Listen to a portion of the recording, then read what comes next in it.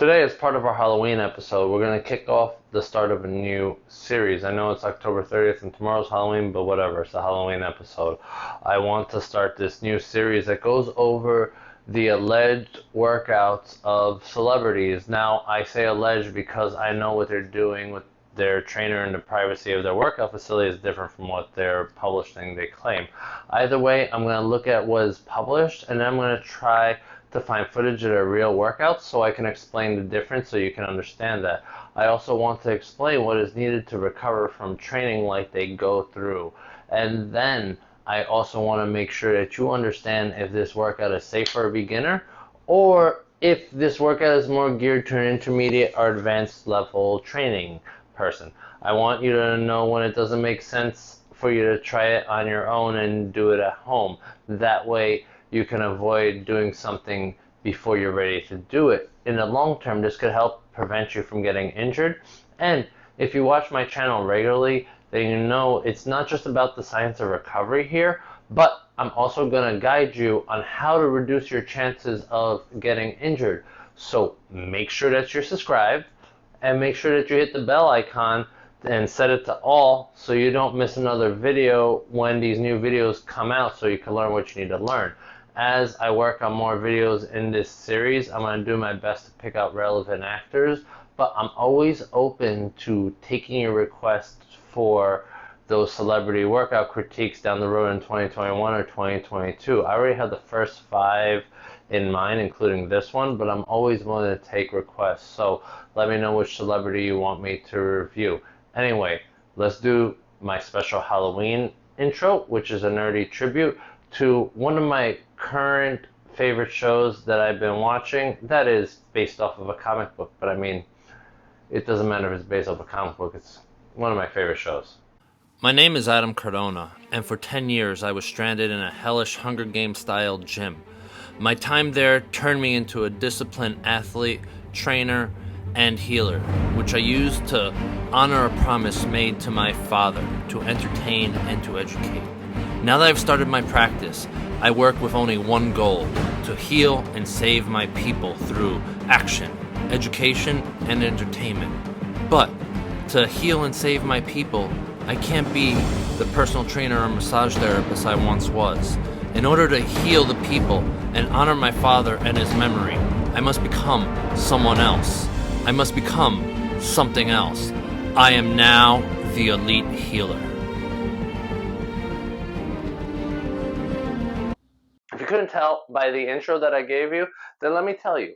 Today, I want to kick off this new series by looking at the workout of Stephen Amell when he was playing the role of Oliver Queen, aka the Green Arrow, on the TV show by the same name. If you haven't seen the show, then you need to watch it at least one time to better understand and appreciate that intro I just gave you as part of the Halloween episode. Stephen Amell, he's athletic, and this can be proven by other appearances he's made on the WWE and on Celebrity American Ninja Warrior show. Stephen absolutely crushed it in that Ninja Warrior obstacle course, and he had even asked to do an extra challenge after he beat the main course. I've always appreciated athleticism, so let's just say he's at a fitness level that most of you watching are going to have to work for and are not there yet. But remember, you young guys, you can get there with consistency. Older guys, you're going to have to, navigate through your injuries and your personal health history, but you can be more prudent and you can always get stronger over the months and years.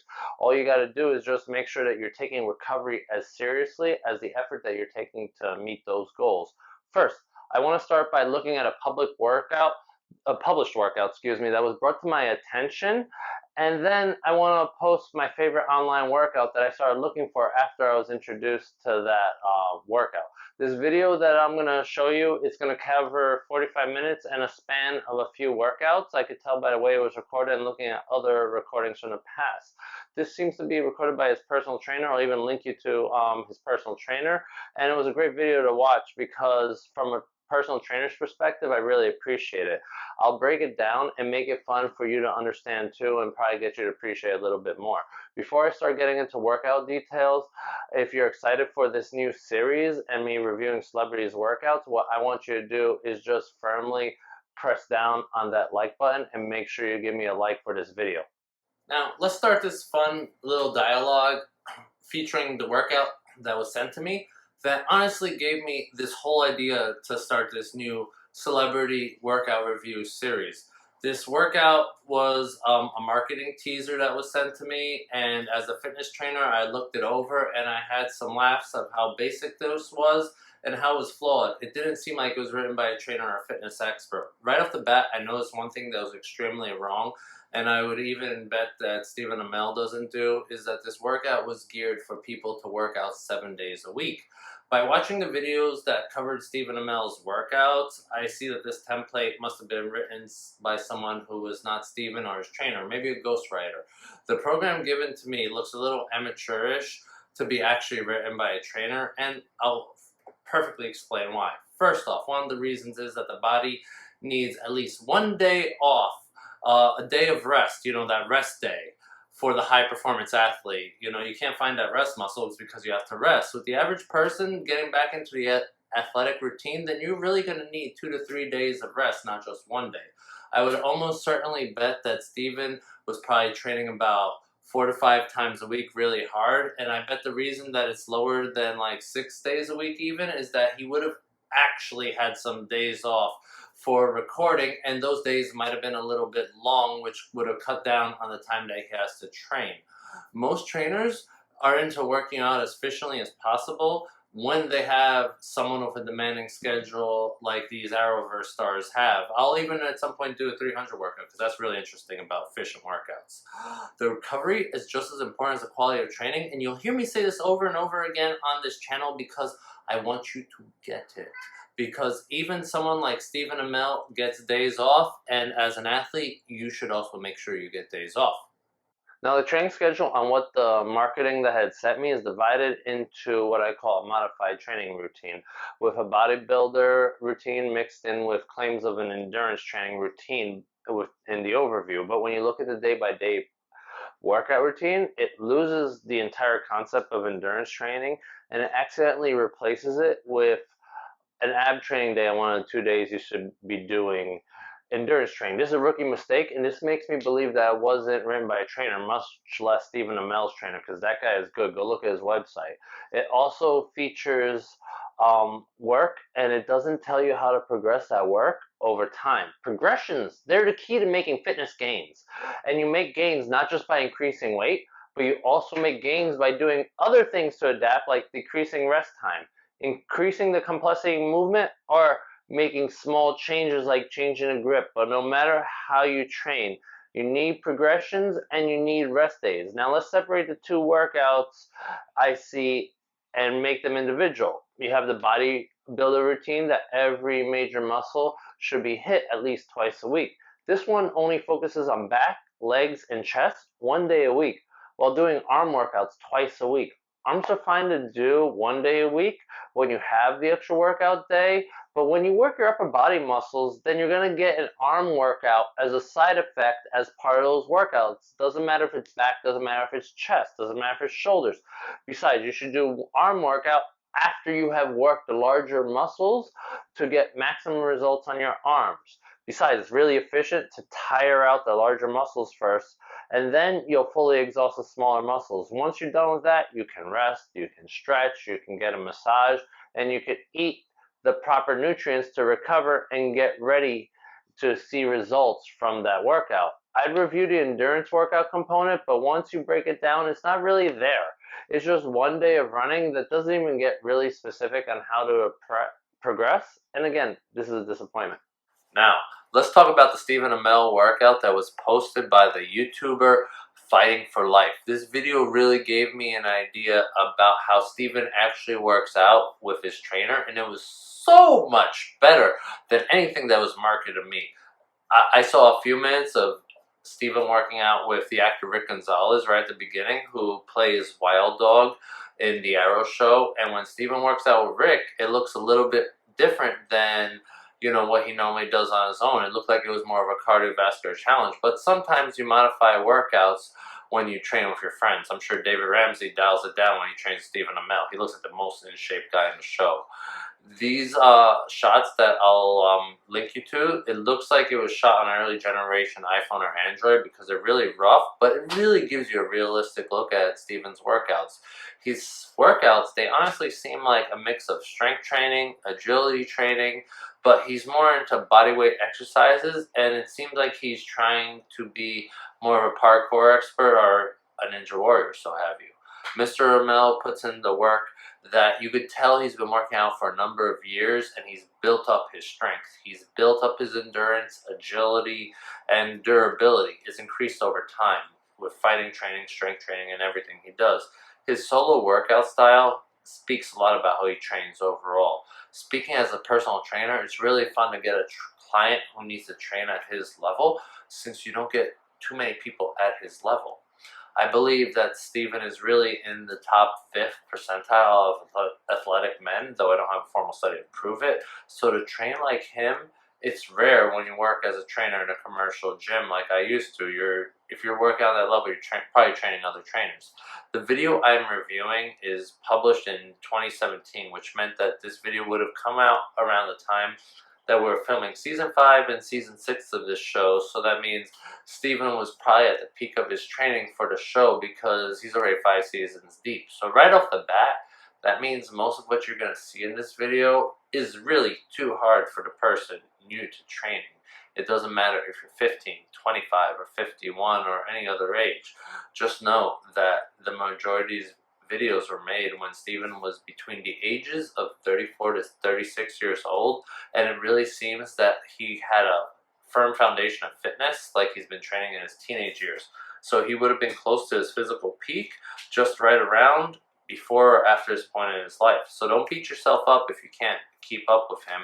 It's understandable. It's not like you're Superman or anything trying to go up against the arrow. If you're new, you'll need to start with some basics for a few weeks, for the first 6 months perhaps. At the very minimum, you're going to need to work on a foundation to be able to do what he does. Remember, even in the martial arts world, to become a black belt, you must go through the other colors before achieving black belt status, and you must start at white. Now, if you like what I'm talking about, don't forget to firmly press down on that like button if you haven't by now, and make sure that you share this with a friend, and you subscribe to my channel, and you hit the bell icon so you get all notifications if you really haven't done so by now, because we're going to keep doing fun stuff like this.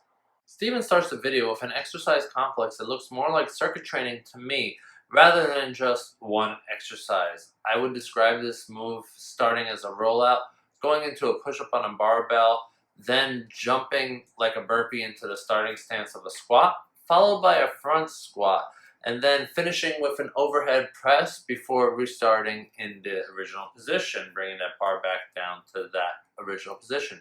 This move is found at 1 minute and 54 seconds of the video, so if you want to watch it, just tune in there. On a scale of 1 to 10, with 10 being the hardest, I would say there's a 9 to a 9.5 on the difficulty scale for the average person. This is not something you would do on day 1 with a new client as a trainer. The trainer really would have to know that the client has some basic competency on many of these individual exercises before combining it into this circuit-like exercise that you'll see. Knowing your fundamentals is hugely important before trying complex movement patterns like this. And just the same as martial arts. You might know a really cool fighting technique or sequence. Before you get there, you'll have to know how to stand, how to punch, how to kick, how to fall, and a lot more before doing the complex stuff. Strength training is the same exact thing. You gotta learn to crawl before you can walk or run. Personally, if I had to try the exercise that Stephen is doing on that first one, I'd try with 50 to 55% of my max strength on the overhead press, just to feel out the whole movement under a lighter load to make sure that I retain good form throughout the movement. You don't want to fail with form in a movement like that, because, you know, maintaining good form is going to prevent you from getting injured. I mean, I would be careful. And this is speaking as me working for more than 15 years as a trainer at this point in my life. Form is most important when it comes to trying something new. even at a level when you're athletic and you have a good foundation. No matter what, you still got to be safe. Sacrificing form to look cool will only lead you to injury over time. So try at lightweight before you go up. Remember, even if you have the heart of a hero, you need to train and be patient with yourself. So long as you're smart about how you'll train, you'll get there in the long run.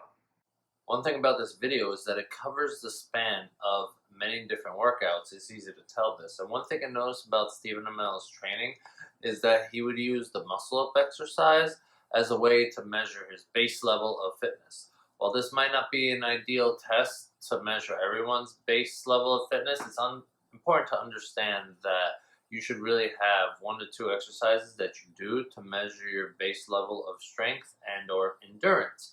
Personally, I like to use the deadlift and pull-ups to burnout to test my base level. But with my clients, I find out what's best for them. I base it on whatever their base level is when I first met them, and I pick something that they're naturally good at in terms of form and execution. And this usually is a move that also works with their goals, and then I'll just reuse it as a base level test to use over time when I train them to understand where they are. When you're in the gym, if you have trouble figuring that out just because you're not a professional, then I'd suggest working with a trainer at the gym and having them help you figure out what's best for you. It's better to get the question after multiple sessions, but you can still get a rough idea from only having one session if that's all you could really afford. Just make sure that you figure it out.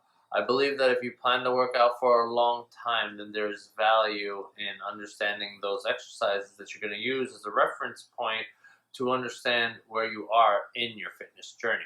By the way, if you like this content and you want to support me, then make sure that you sign up and you join me on Patreon, because there's going to be cool merch and extra content for those that join. So just make sure you find us at Elite Healers Massage on Patreon.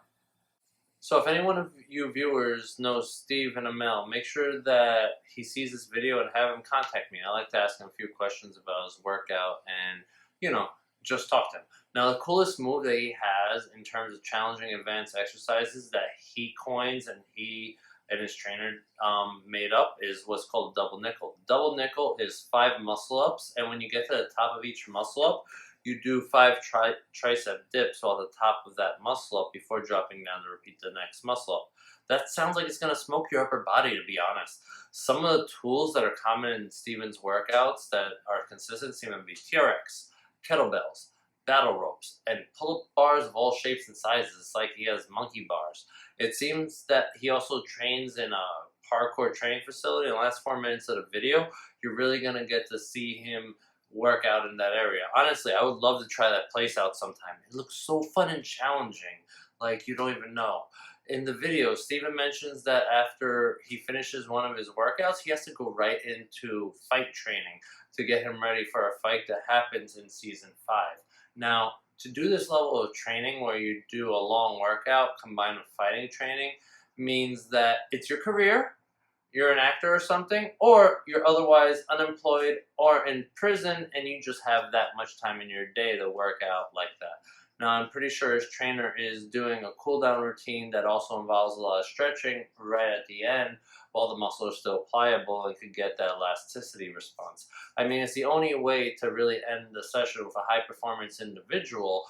And if I was his trainer, I would also tell him to get a 90-minute sports massage once, twice a week to optimize his recovery and really prevent him from getting injured.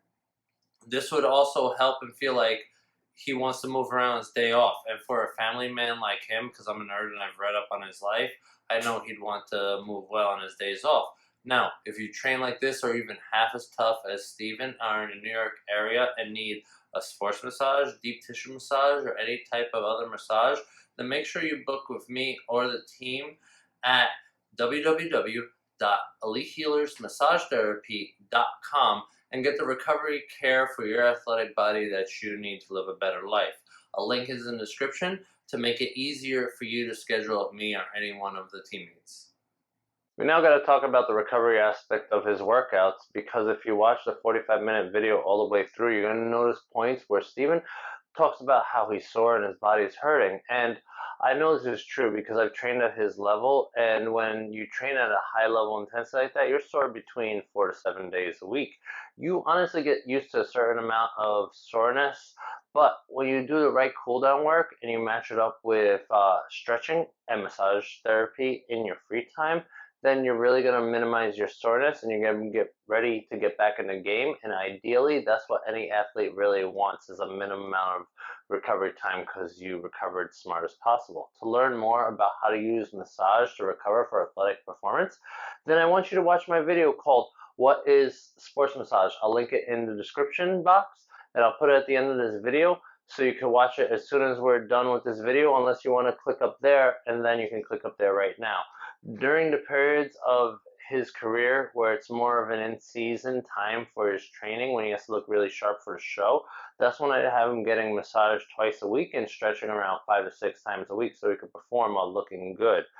But when he dials back his training because it's the off season, and that's when I'd recommend like a massage every 2 weeks, bi-weekly, and I want him stretching around 3 to 4 times a week minimum. The off-season recommendation that I'd recommend is really ideal for anyone that's training between the age of 22 and 42 and you're not like Olympic level or high level athlete.